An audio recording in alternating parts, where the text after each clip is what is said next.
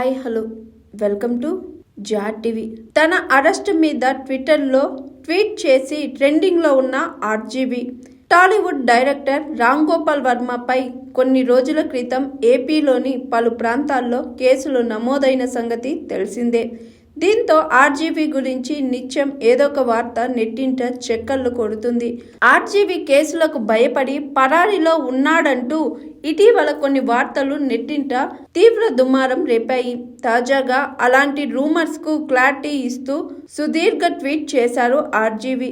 తనపై కేసులు, వాటి సెక్షన్ల వివరాలను వెల్లడిస్తూ వివరణ ఇచ్చారు. తాను చేసిన పోస్టులు, వాటి వల్ల ఎవరి మనోభావాలు ఎందుకు దెబ్బతిన్నాయి అంటూ ప్రశ్నిస్తూనే వివరణ ఇచ్చారు ఆర్జీవీ.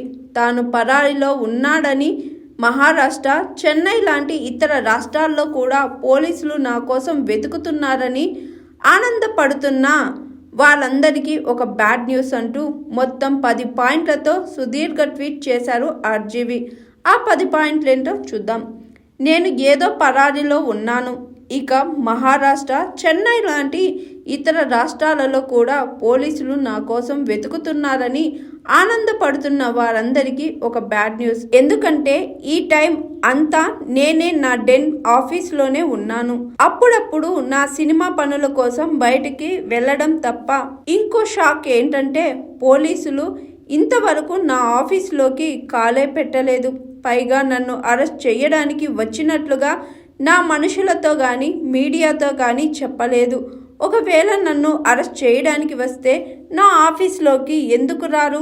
మూడో క్వశ్చన్, నా మీద కేసు ఏంటంటే నేను ఎప్పుడో 1 సంవత్సరం క్రితం నా సోషల్ మీడియా అకౌంట్లో పెట్టాను అని అంటున్న కొన్ని మీమ్స్ ఇప్పుడు సడన్గా అసలు సంబంధం లేని వ్యక్తుల్లా మనోభావాలు దెబ్బతినడం మూలాన ఆ కంప్లైంట్ ఇచ్చారట. 4వ పాయింట్, ఇంకా చిత్రమైన విషయం ఏంటంటే 4 వేర్వేరు వ్యక్తులు ఆంధ్రప్రదేశ్లోని 4 వేర్వేరు జిల్లాల్లో నా మీద ఈ కేసు పెట్టారు. ఇంకా మీడియా ప్రకారం మరో 5 కేసులు కూడా నమోదు అయ్యాయి. అవన్నీ కలిపి మొత్తం 9 కేసులు. ఇవన్నీ కూడా కేవలం గత 4-5 రోజుల్లోనే నమోదయ్యాయి. 5వ పాయింట్, నాకు నోటీస్ అందిన వెంటనే నా సినిమా పనుల వల్ల సంబంధిత అధికారిని కొంత సమయం కోరడం జరిగింది. ఆయన కూడా అనుమతించడం జరిగింది. కానీ నా పనులు పూర్తి కాకపోవడం వల్ల మరింత టైం అడగడం, లేకపోతే మీడియా ద్వారా హాజరు అవుతానని తెలియజేయడం జరిగింది. అదే టైంలో నా మీద అన్ని వేర్వేరు ప్రాంతాల్లో కేసులు నమోదవ్వడం వెనుక ఏదో కుట్ర ఉంది అని కూడా నా వాళ్ళకి అనుమానం కలిగింది. 6వ పాయింట్, నేను సోషల్ మీడియాలో చాలా యాక్టివ్గా ఉంటాను. చాలాసార్లు రోజుకి 10 నుంచి 15 పోస్టులు కూడా చేసేవాడిని. 1 సంవత్సర కాలంలో కొన్ని వేల పోస్టులు చేసి ఉంటాను. వాళ్ళు నేను పెట్టాను అంటున్న పోస్టులు నేను చేసిన ఒక రాజకీయ వ్యంగ్యం చిత్రంకు సంబంధించినవి. ఆ చిత్రాన్ని సెన్సార్ బోర్డ్ సర్టిఫికేట్ ఇవ్వడం, ఆ చిత్రం విడుదల అవ్వడం కూడా చాలా నెలల క్రితం జరిగిపోయింది. 7వ పాయింట్, నేను పెట్టాను అనుకుంటున్న పోస్టులు వేటి వల్ల అయితే కొందరు వ్యక్తులు వేర్వేరు ప్రాంతాల్లో తమ మనోభావాలు దెబ్బతిన్నాయి అంటున్నారో అవి ఈ నోట్ కింద పెట్టడం జరిగింది.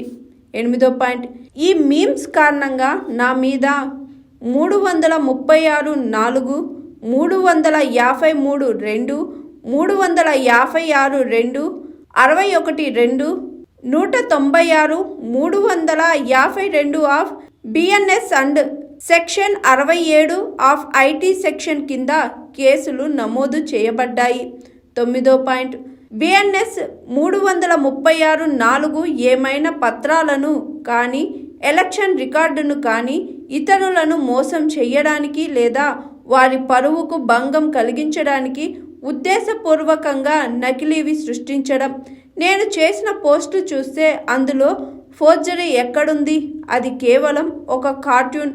ఒకవేళ దీనివల్ల ఒకరి పరువుకు భంగం కలిగింది అంటే మరికొన్ని లక్షల మంది, ఇంకొన్ని లక్షల మంది రోజు పెడుతున్న వాటి సంగతేంటి?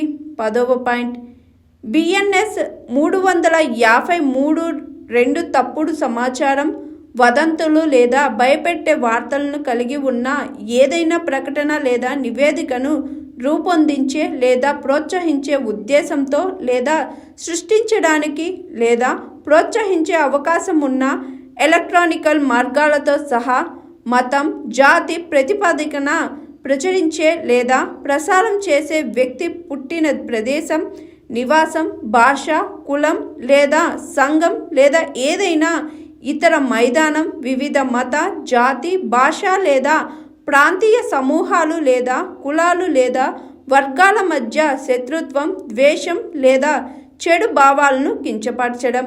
నా కేసు విషయంలో ఇది ఎలా వర్తిస్తుందో నాకు అర్థం కావటం లేదు అంటూ ఆర్జీవి ట్వీట్ చేశారు. ఇప్పుడు ఈ ట్వీట్ సోషల్ మీడియాలో ట్రెండ్ అవుతుంది. Hi, this is Swathi. Like చేయండి, షేర్ చేయండి, కమెంట్ చేయండి అండ్ సబ్స్క్రైబ్ చేయండి GR TV. Hi, this is Monica. Please like, share and subscribe GR TV.